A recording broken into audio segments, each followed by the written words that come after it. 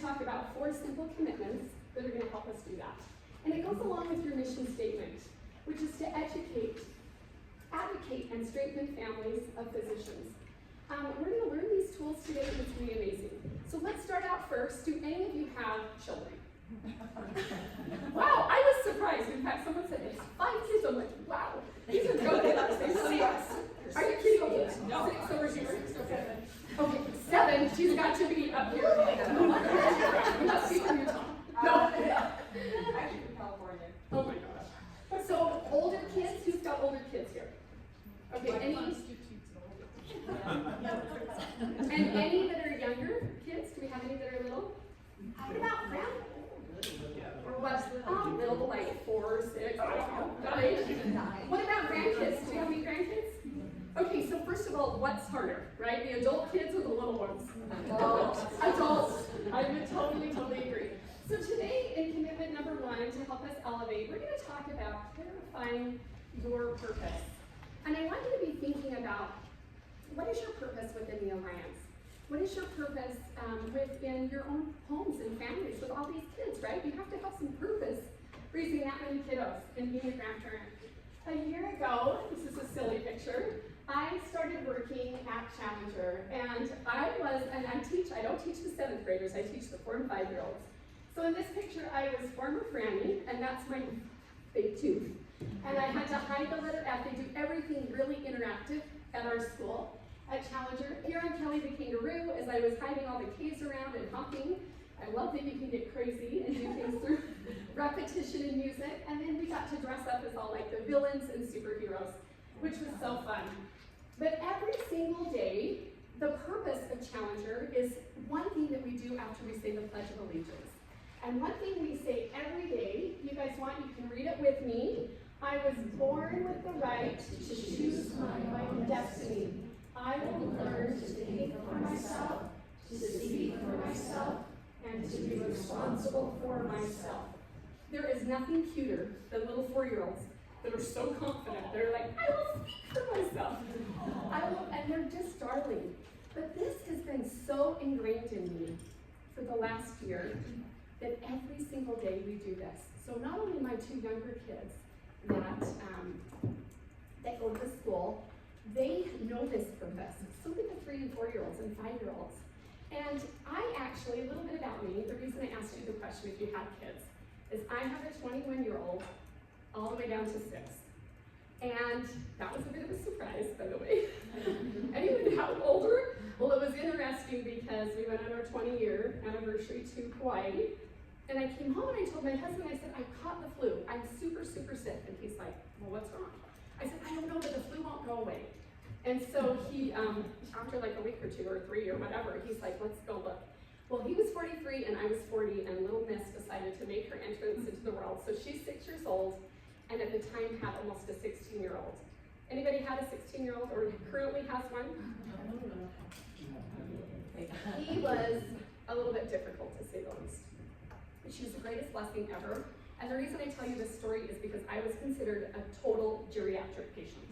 All the doctors and physicians did, I can't even tell you how many ultrasounds. And so maybe some of you know the physicians, but they were actually super good to me. So the reason I bring this up is because this mission statement not only helped my younger kids and helped the kids that I work with, but also it was so ingrained within me that it helped me with my older children. So I have a daughter who just graduated in the spring. Does anyone have any graduates or high schoolers right now? So we've got a few in here. That's like a crazy time of life, you know? But the thing that I realized is she got an opportunity right out of high school to go to Taiwan to go and teach English. This program was considered really amazing and super safe, and I was so excited for her to go. And there's a 14-hour difference between here and Taiwan. And so she calls me up. The only way she can communicate is WhatsApp. Does anyone ever use WhatsApp? Okay, so she calls me and my husband as she gets there, and it's been a while because she's been on a flight. She gets there, she's in a room, it's really dark, we can only see her face. And she's like, Mom, Dad, you guys gotta help me. Yeah, you know, Mama Bear starts to, what's happening? And she says, I got to the host house, and it's a single mom, and there's only one daughter, and she's 20, And she told me that she can speak English, but that she's only going to put notes under the door for me. So we have to write through notes. And that's kind of weird. So I'm still listening, right? And then she says, and she's allergic to sunlight. So everything's really dark. And we're down in this room, and so she's just making it really dramatic, right? She's 18. And I'm starting to like wonder what's gonna happen. She says, but here's the thing, Mom, they can't be alone. Everybody else has a partner, like a roommate, but I'm all alone. And after a 14-hour flight, there was only an apple sitting there, and I'm starving. And you and Dad, you guys have to do something about this.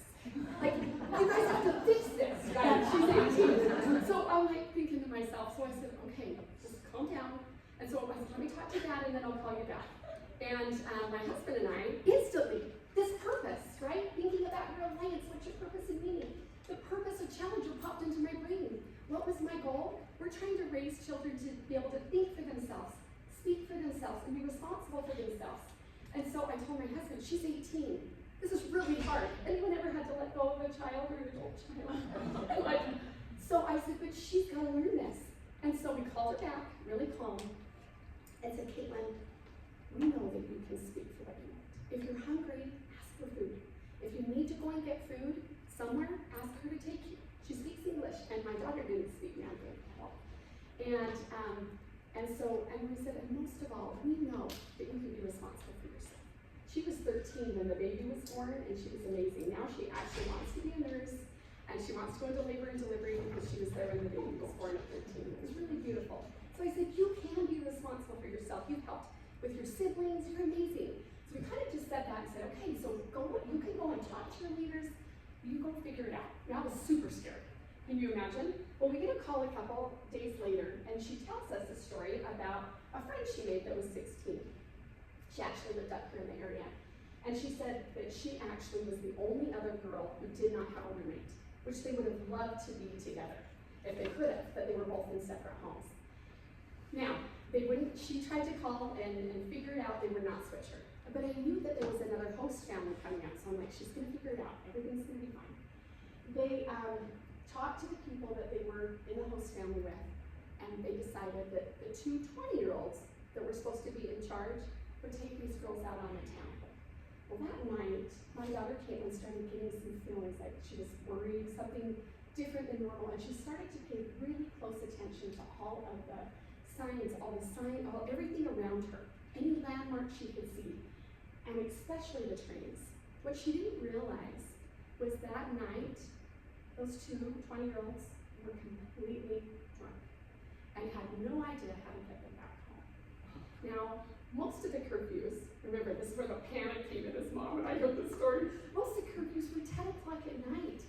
She said that finally, by about 1 or 2 in the morning, she was able to have gotten everyone home safely by realizing that she could be responsible for herself. So she tells me the story. I was thinking, okay, she made it home, she's alive, she's good. It's another WhatsApp call, in the dark. And 2 days later, we get another one. I'm really, really sick. I'm throwing up. I'm feeling dizzy. I'm on the toilet the whole time. I'm like, TMI, right? She's like, I feel like there's something wrong. Like, I don't know if there's like a bug or something. I feel like there's something there. Like, and I'm just like freaking out. I'm like, okay, what's going on? She's obviously having stomach issues. And in my brain, I'm like, I don't want to know the details, but I'm being calm. I'm like, okay, so what do you want to do about this? She said, well, I was thinking about this. Miles, Caden, which is my oldest son, he had just gotten back from a service mission and spoke fluent Mandarin. She said, I'm going to get him on a WhatsApp call and I'm going to head to the hospital. And I'm like, oh crap, a hospital? I'm like, okay, calm down. She's like, I'm just too sick, I'm dizzy, I'm shaking. Well, what happened was she went to the hospital, she was thinking for herself. She got him on this call and showed the doctor. And the doctor was able to translate everything and get her the medication that she needed. And within the next call, the light was back. She looked absolutely amazing. So I was so grateful. I'm going to tell you the greatest part about this. She went through some really hard things because she had to eat on the street, she had to fend for herself, she had to do all of that. She was sick. She did end up getting worms on that trip, which was way too much information. I'm like, oh. But she learned some valuable lessons. I learned that she could be responsible for herself. So what I'm super excited about is I want to show you this next purpose here. When we're clarifying our purpose, it guides us when our circumstances are hard, when we're feeling isolated, and it feels like we're missing that support. So the coolest part about the story is the next host family we get a call, and she's like, there's light in the room, and she looks really happy and her skin looks good, and she says, Mom, you won't believe it. I'm in the next host family, and they have a turtle and a Tesla. They're like totally rich. Like, so if you have a turtle and a Tesla, you're rich, okay? But she says, and they live like they have a couple stories on their house and 2 dogs, and the best part, Mom, they fed me like these delicious meals, and they had young meat, and they ate vegetables, and it was so good. So she got really humble. Has anyone ever had to go through or seen someone go through hard things to be humble? I'm so glad she got the second house, right? She got the next host family next, not first, because it ended up being a great experience. But that's what we're learning. So I want to take a minute and ask you, what is your purpose here in the Alliance? You know your mission statement, but what is it you want to create? And also within your families of 7 and 6 and 5. So we're going to take just a few minutes, and I'm going to turn on some music, and then we've got some paper. Did we get that paper kind of passed out, or most people have some notebooks? And let's just journal about what that looks like for you. So we're going to turn this on and take just a couple minutes. And I'll let you guys have a moment to just reflect on what you're going to do like this.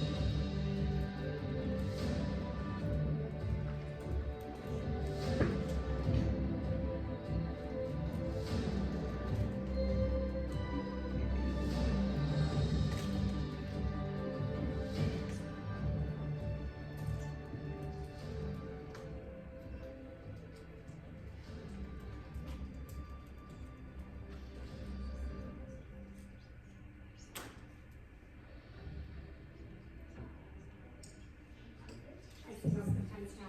So how did that feel to write about your mission, about what your purpose is? So clarifying your purpose, as Alliance members, you can choose to stay grounded in what your purpose is, what you're creating. And when you know your purpose as families and as organizations, you attract new members in, and you strengthen each other and you inspire your communities. And the most important thing I want to add to that is when you know what your purpose is, you can also help inspire yourself and your children and their children, just kind of like that ripple effect with my daughter, which is so incredible. Okay, we're going to move on to commitment number 2. you guys want, we can go ahead and write this down. We're going to talk about conscious communication. Being aware of our body language and what we do. What I love about this is conscious communication requires us to notice not just the words, but the unspoken signals, empathy, tone, and presence. Using your words when necessary.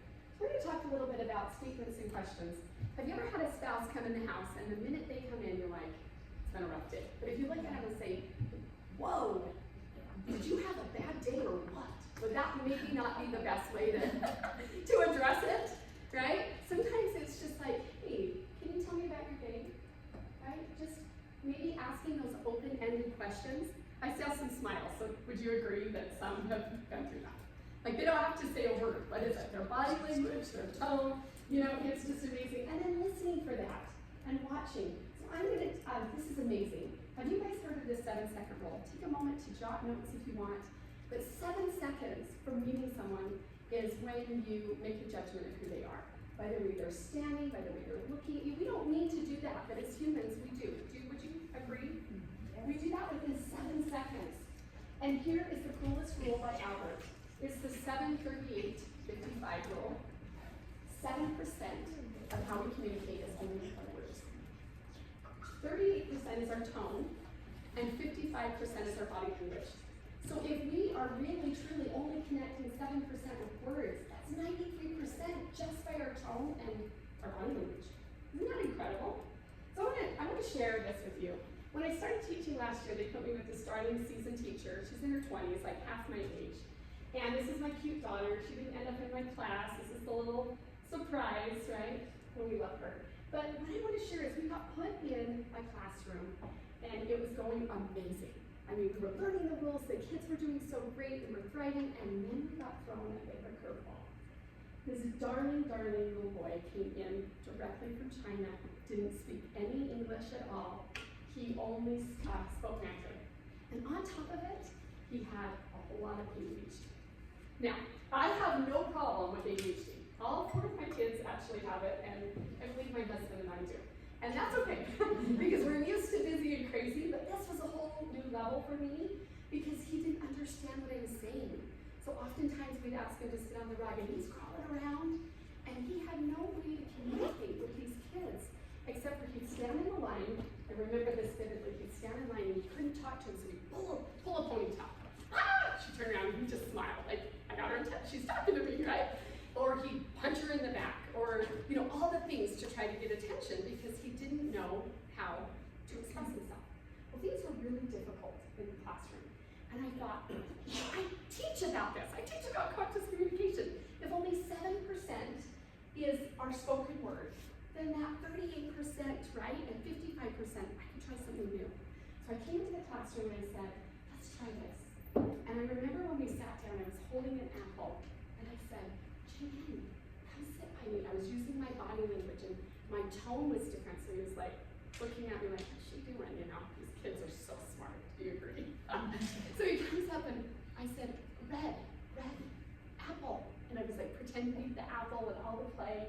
And I remember it took several times of teaching him how things were with color and bringing it right to him to touch and feel. And then taking him to the bathroom and showing him how to flush the toilet. Toilets are very different here. And teaching him how to throw away his lunch and how to do all the things in class. But we watched this boy come alive. We watched him not only not know any English and all the things, but he was absolutely amazing as he started to become top of the class. I remember the first day he comes up to me and says, red. It's like, have you ever had your grandkids or kids do something? Yes, it's so exciting. I was thrilled to watch his success. And what was really, really cool about this is, I remember the day he came in for recess. No hit. And I thought, oh good, he didn't hit. And he loved Black Spider-Man. No Black Spider-Man. He would talk to me because he had a game that he would punch and try to tie him up. And I'm like, yeah, I can't, But he had learned so much. And this is a picture of him, well, not really him, but at the end of the year, this was him just glowing. He literally was like the top of the class. Really was smarter than some of the other kids that spoke English for years. So what we realized is use your words when necessary. Find other ways that you can communicate with people on a different level. Because sometimes we think we're speaking English to someone and they only know Mandarin. Or say our high school kids or our grown children, you know, all they hear is us speaking Mandarin to them because they don't understand how we're communicating. So, conscious communication, like this child grew with intentional communication, so do our relationships, our associations, our marriages, our friendships, our communities, they thrive with this conscious communication, and we can build stronger support systems for our physician families. And then we can create trust, belonging, and resilience. What I learned the most with that was the importance of trust. As he learned to trust me, as he learned that I was a safe place for him, he wanted to learn. He wanted to discover. So finding a place that we can create trust is so, so important. Okay, and then I'm gonna see, this is totally a safe place. I'm asked for just 3 volunteers. Can I get just three volunteers to come up? Who could be? I will not do anything crazy, I promise. Yeah? You two want to just come up together? Yes, please. Yes. Come up. Yes. Okay, Yes. she's gonna come up. Okay, I just see, you know what? Yes, all 4 of you. Yes, go for it. We're gonna make this up. Okay. All right, so I am going to have one of you guys get to decide who wants to do what. Your spouses come in after a very, very, very long day and doesn't even have to say a word, and you're like, you know that it's been a long day. So which one of you would want to do that one? The second one's going to be a teenager, and the third one is actually going to be like a child or a grandchild showing you joy and happiness. So who wants to do what? Should I just? I tell the story all the time about my wife. I can tell when she opens the door. Okay, it's you. You have to do that one for her. Who thinks who wants to do the happy child? I can do that. Okay, and the middle, you get to be the teenager. You have to Okay, so go ahead and start. What would you see if you're, like, even without words, what would happen if your wife came in and did a long day? So, again, I can tell when she opens the door, how she puts down her bag, whether I should get up from the desk. I'm usually sitting at my desk when she gets home. Okay, Whether I should get up or just like give her time to go do whatever else she needs to do. So it's So, got and that you can clear. tell, how though? Can you give us an idea of the way she slams the door? Is it the, 6 years of so give us a little bit of a body language if you like me to. Would she be a little bit slouched over with her eyes? What would you say? no, she doesn't slam things down. Okay. But she's home, she's done. You can tell by the way she's putting things down. And the dogs too, are the other talent. If she talks to the dogs on the way in, I should go talk to her. Oh, wow. Look what he's learned. He is the expert on conscious communication. I love it. Okay, show me a teenager. You have teenagers? Yes. Oh, and are they the twins you were telling me about? Oh my gosh, how old are they? 15. Okay, so when they're having a rotten day or something's gone wrong, what do you see typically? It's not different than any other day. My 2 teens are radically different. So one, Reagan, she'll come in and she'll, like grab things aggressively, put things down aggressively. She'll stomp around. You can hear her a mile away if she's had a bad day. My other one, Madison, she comes in, she doesn't make eye contact, she goes straight to her room, she just disengages. So that's how, but again, on a good day, it's not much different. And anyone else that has teenagers that can say, hey, this is true. So you're totally pay attention and you see that. What about someone that's a child that's happy and beaming? What are you gonna see? So I have 6 children. So I've seen plenty of that. Right here. I think little ones, they get cranky and they like throw fits, and usually I say, oh, have they eaten? Or do you know, I like go Should be through the the first checklist question. because they are pouty or whining or fighting with a sibling, or there's physical. Yes, I'm pushing. Right. But you can see when they're happy and joyful, and they do those things faster than teens, right? Really nice. Or adults. Yeah. Well, you guys are absolutely amazing. So You we give- should have you want to drop Yeah, it? show me the fit. Show me the fit. On the way down. You're good, we get it. But what I heard was, talk to the dogs, stomp, slam the door, or just, mom, right, open-minded. Okay, so you guys, let's give them a huge round of applause. Okay, so we're gonna just briefly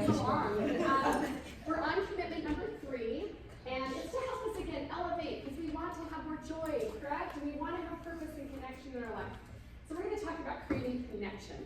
Who feels that connection is an important piece of everyone's life? I've got lots and lots of hands. I love this. Skills and knowledge matter, but what truly transforms relationships and elevates joy is connection. Making people feel seen, heard, and valued. Oh, wait, did you get it?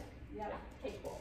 All right, so we're going to talk about 3 things today. Going back to that conscious communication, what was it that we saw? The first thing we want to talk about is remembering to smile. Have you felt like when you see someone smiling, they're more open, it's easier to talk to? The second one is complimenting sincerely. I don't know about any of you in the room, but me personally, I've heard you're all go-getters and hard workers, and we put a lot of pressure on ourselves. Sometimes it's hard to compliment ourselves, right? Because we're like, we have more to do. Would that feel right for you too? And so, complimenting someone else sincerely, right? Someone here in the room, people in your life, oftentimes when you can give someone a sincere compliment, it helps you be able to kind of talk kinder to yourselves, right? Because we all can compliment ourselves for our great work. And the last one is cultivate vulnerability. Do you ever feel that when people within your alliance have shared personal stories, how it almost like you're closer to them? You can relate, all of those things. So finding a way to do that. I'm excited to share this story with you because great communication begins with connection. And I have a dear friend who had a daughter who was 2 years old and was having some major eye problems. And her looking for a pediatric ophthalmologist in her area was very slim. There was only one. She went to the doctor in hopes to find lots of answers. And when she went into the office that first day, the receptionist didn't really even look up at her. They were like busy working. And then she went back to the office, and the minute that the doctor came in, was sitting there just looking down, trying to get the notes taken. And when the assistant came in, he quickly snapped at her about not doing the chart right in front of the daughter and the mother.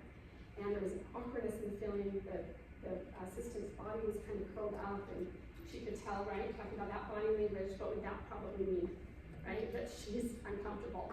And my friend tried to just go through the appointment, but finally he was done, and she found herself walking out into the hall and said, wait, I have a question, because he hadn't even addressed the question yet. And she felt hopeless, but knowing that this was the only option she felt she had, she went back the second time.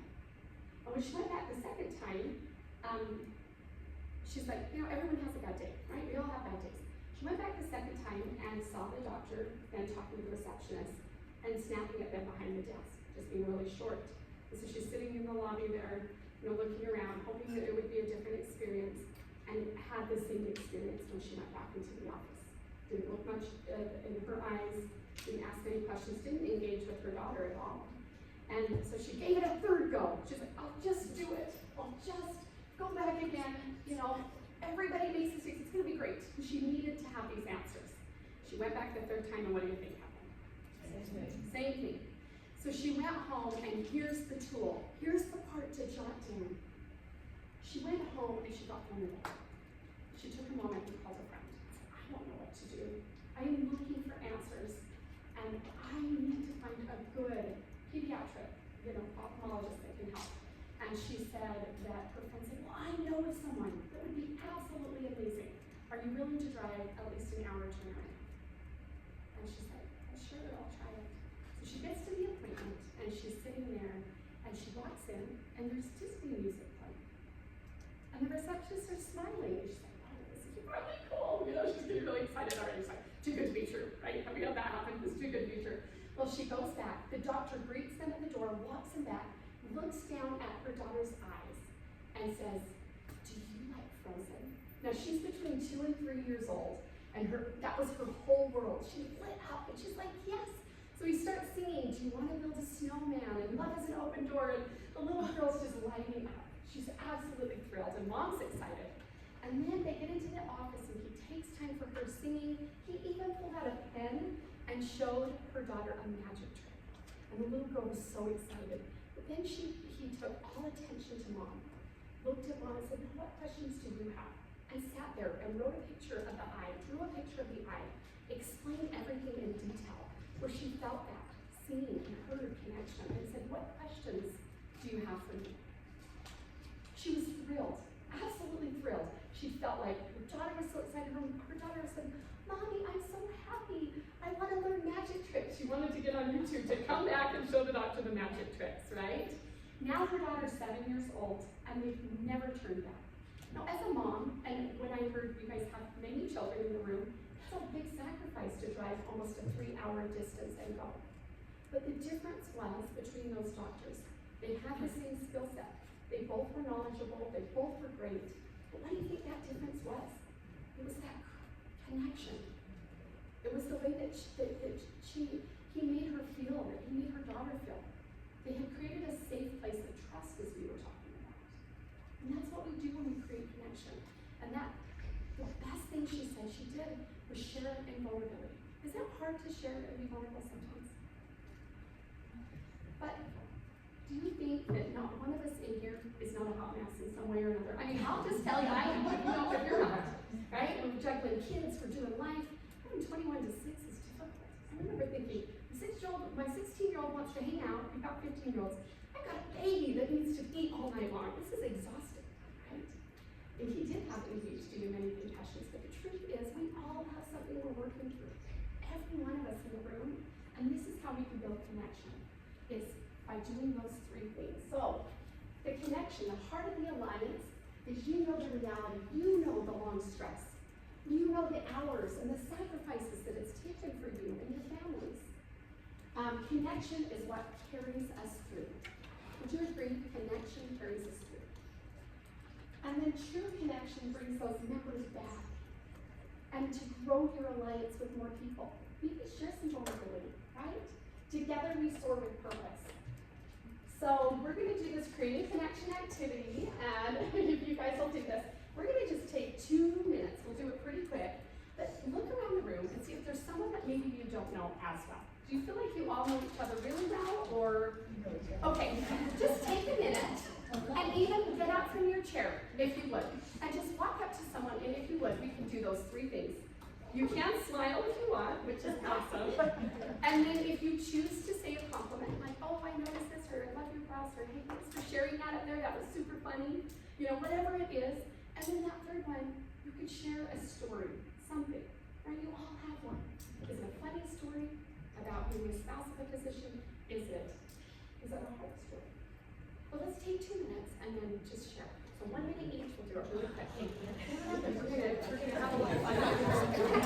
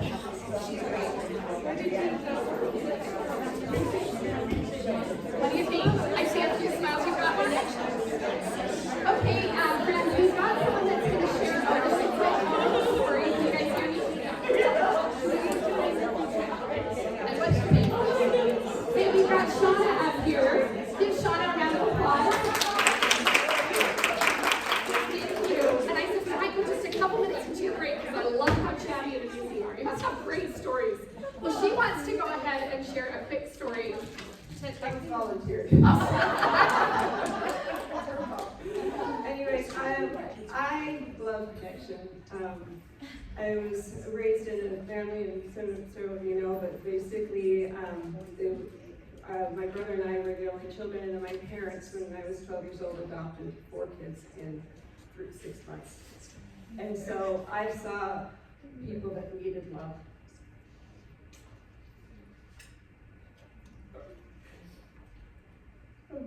One baby was a drug baby. The 2 girls that were in foster care were being molested by the foster father. And I'd already been through all those types of things.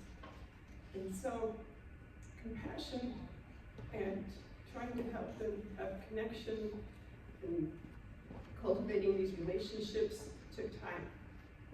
And I got this perspective that everybody needs to be heard, everybody needs to be loved, and just don't judge one another because you don't know their story. And it really helped me have, I've been, you know, I do service in various ways. I was on a global forum where I was interacting with people all over the world, and everybody had a story. And a lot of it was just listening. Sometimes we want to, you know, give them all this advice or whatever, but my main thing was they need to share and we can feel as comfortable whatever we wanted to do. But I love this part of things. Yay! Everybody give our You've got a heart of gold. Everybody here does. I can feel that.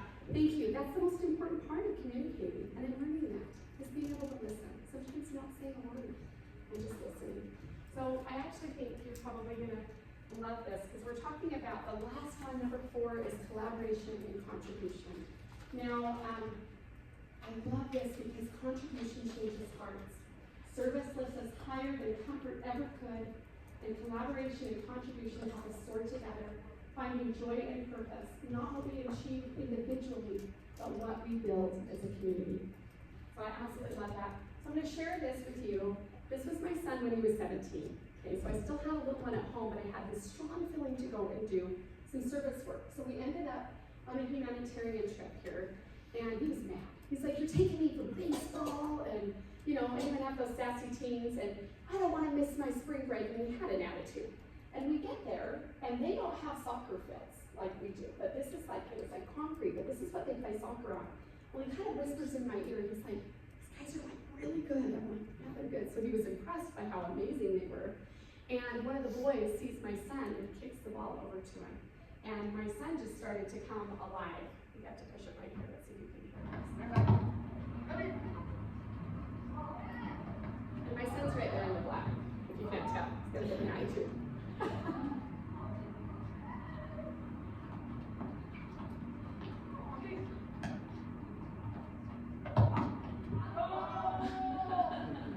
We started to build this connection from playing, from the respective sports. He had actually spoke Mandarin, or my daughter hadn't, and the interesting thing was this is all the boys could speak was Spanish, so they found this way to connect. But my son started to have this love for them. I've never seen him work so hard. If you have either teenagers or spouses that are a pain in the rear, get them to do some kind of service. It's amazing. Agreed? So, okay, so he started like building the sidewalks and painting all kinds of wonderful things, but his heart started to change.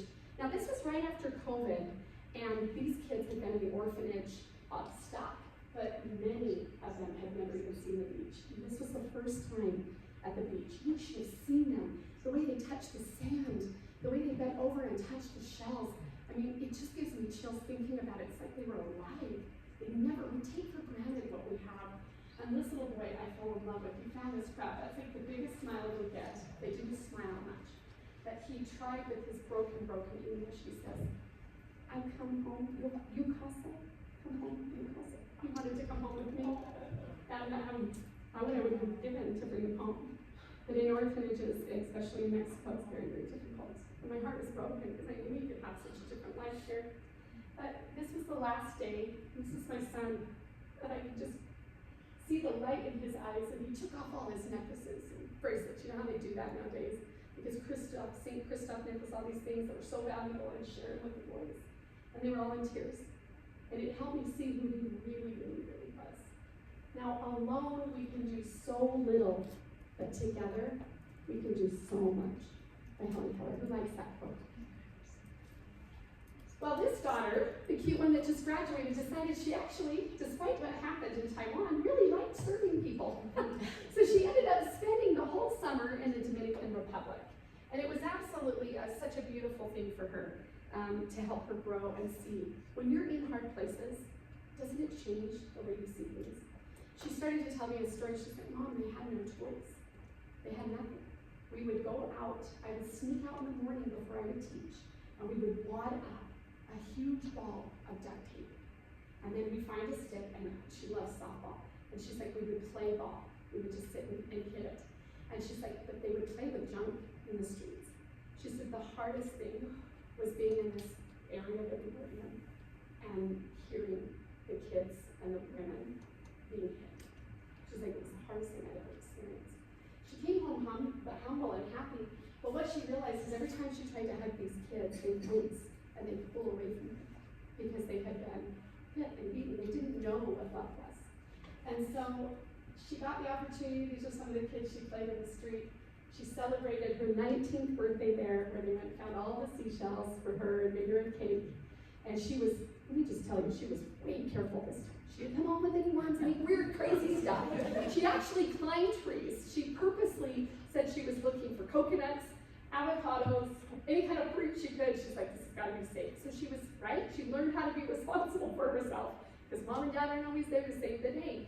But she didn't. One of the other girls on the trip, I wasn't going to say this, did end up with like tapeworms, like horrible things. But she learned her lesson. So she was very, very careful. But I want to share this last story really quick. Some of you heard this come out. There was a little 3.5-year-old that every day would carry this 1-year-old to school. And this was the break that the mom and dad would get. And every day this little boy, she said, I just couldn't believe how mature. It was like he knew some English, and he was like responsible. He was the one who was responsible for this 1-year-old. And so it's maybe kind of she showed me who she was in these pictures. Every day the 3.5-year-old would hand her this 1-year-old, and every day that baby's diaper would be a dirty diaper. And as the teachers, they couldn't change the diapers, provide diapers, anything. And she just said she would just sit and hold this beautiful baby and try to teach in between, and sometimes the baby would sleep. But that she just loved him. Now, I'm going to show you this last picture. And that's where I got to see who she really is. Not that mean teenager. They're not really that. This is my favorite quote. I've learned that people will forget what you said. People will forget what you did, but people will never forget how you made them feel. This little boy in the red was the one that would very much, was 12, would wince and pull away every time she would try to hug them because he had been beaten so bad at 12. As you can see in that picture, they love her. She loves them. And this 12-year-old cried. His name was Freddie. His American name was Freddie. That's what she called him. But I want to show you what a video she put together at the time.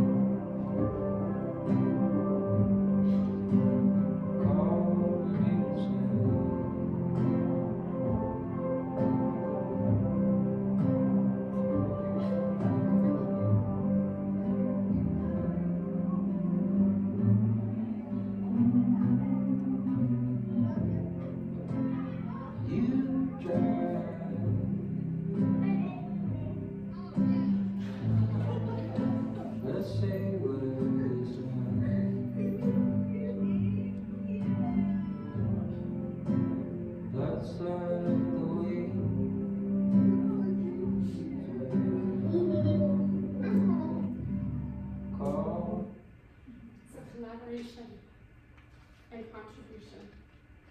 Your your work with the Association for its members. Every single effort, big or small, everything you do helps strengthen not only your families, but your communities and your future generations.